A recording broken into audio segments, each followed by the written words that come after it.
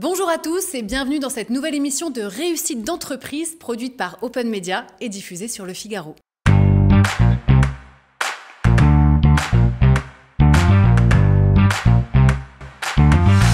Alors je suis ici avec Carole Marcella et Gilles Van de Caveille. Bonjour. Bonjour.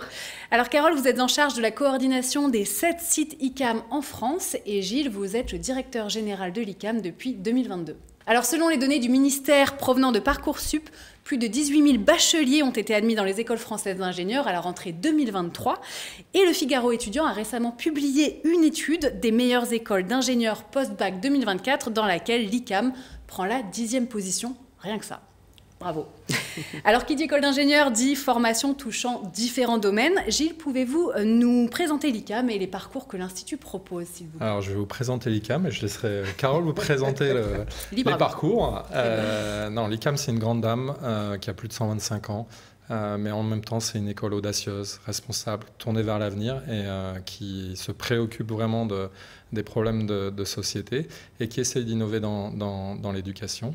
Et aujourd'hui, c'est à peu près 10 000 étudiants à l'échelle mondiale et 13 campus. Nous proposons 3 formations, 2 formations arts et métiers généralistes, l'une sous statut étudiant, l'autre sous statut apprentissage, et une formation sous spécialisation système numérique industriel.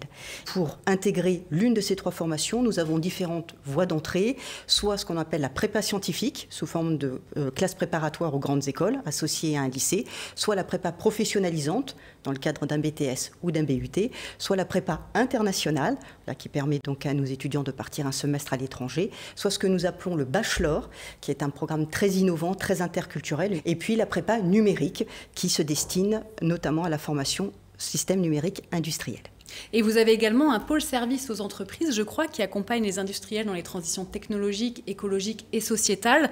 Vous réalisez 250 projets par an pour les PME, des ETI, des grands groupes, dans tous les secteurs d'activité. Alors c'est un partage d'expertise fort intéressant pour les élèves, mais aussi pour les entreprises, je suppose.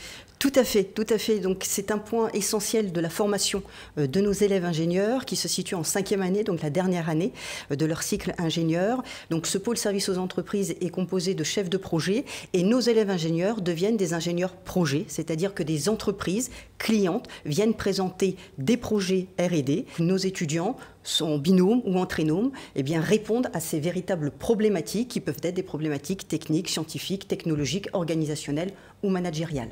Peut-être un exemple ? Oui, celui de Corentin, qui est un ingénieur ICAM en fait, qui fait une expérience à Boulogne-Billancourt dans un appartement en totale autonomie pendant 4 mois.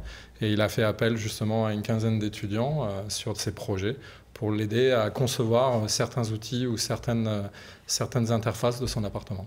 Alors c'est intéressant justement le sujet du groupe, des gens qui se rapprochent, car vous avez des campus en France mais aussi à l'international. Et je crois que pour l'ICAM, renforcer les liens humains, c'est très important. Faire avancer l'innovation, c'est également une valeur importante pour l'ICAM. Quelles sont les autres valeurs aussi que vous essayez de transmettre à vos élèves et que vous voyez par la suite? La liberté, la confiance, la responsabilité. Et si on peut leur donner aussi un peu d'audace, ça sera très bien pour la suite. Très important, l'audace. Très important pour innover. Alors, lors de la préparation de l'émission également, nous avions évoqué l'importance de l'ancrage local, de la proximité du tissu économique. Est-ce que vous pouvez m'en dire un peu plus à ce sujet? Tout à fait, c'est un vrai choix stratégique de notre part. Nous avons toujours souhaité garder des campus à taille humaine et c'est la raison pour laquelle nous avons souhaité nous implanter partout en France, donc avec 7 campus. L'objectif étant de rester très proche, effectivement, du monde économique et des besoins des entreprises. Et d'ailleurs, dans ce cadre-là, nous avons un club des grands partenaires, donc sur l'ensemble de nos campus, qui permet de contractualiser avec des entreprises pour répondre à leurs besoins, notamment de développement de leur marque employeur, mais également pour qu'ils puissent faire bénéficier à nos élèves ingénieurs de leur expertise au travers de mécénat de compétences, d'interventions dans des projets, mais également au travers de modules professionnalisants que nous proposons à nos étudiants de 2e année de cycle ingénieur pour leur permettre de se confronter à des secteurs d'activité et à des problématiques réelles d'entreprise. Alors, au sein de prestigieuses écoles d'ingénieurs parisiennes, il y a certains élèves qui appellent depuis quelques années à boycotter les grands groupes industriels afin de limiter le désastre écologique. Est-ce que vous ressentez une attention plus marquée de la part de certains de vos étudiants à ce sujet? Quel est votre avis sur la question?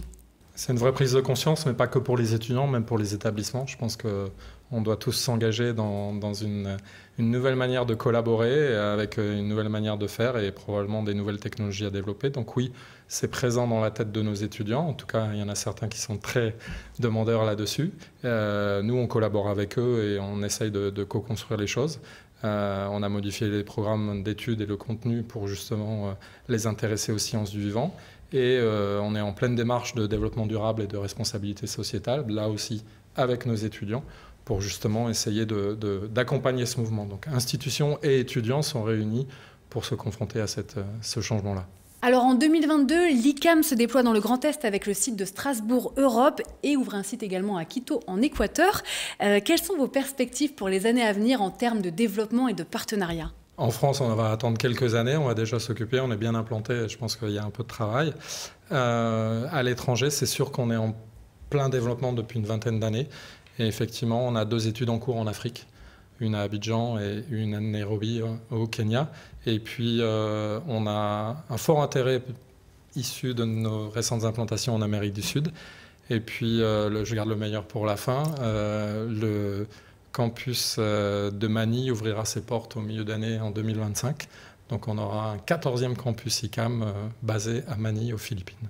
Un institut décidément très international. Eh bien, merci beaucoup pour cet échange, Carole et Gilles, et je vous souhaite le meilleur pour le futur. Eh bien, merci beaucoup. Quant à nous, nous retrouvons très bientôt pour une nouvelle émission de réussite d'entreprise à la rencontre des plus beaux succès et des meilleures innovations.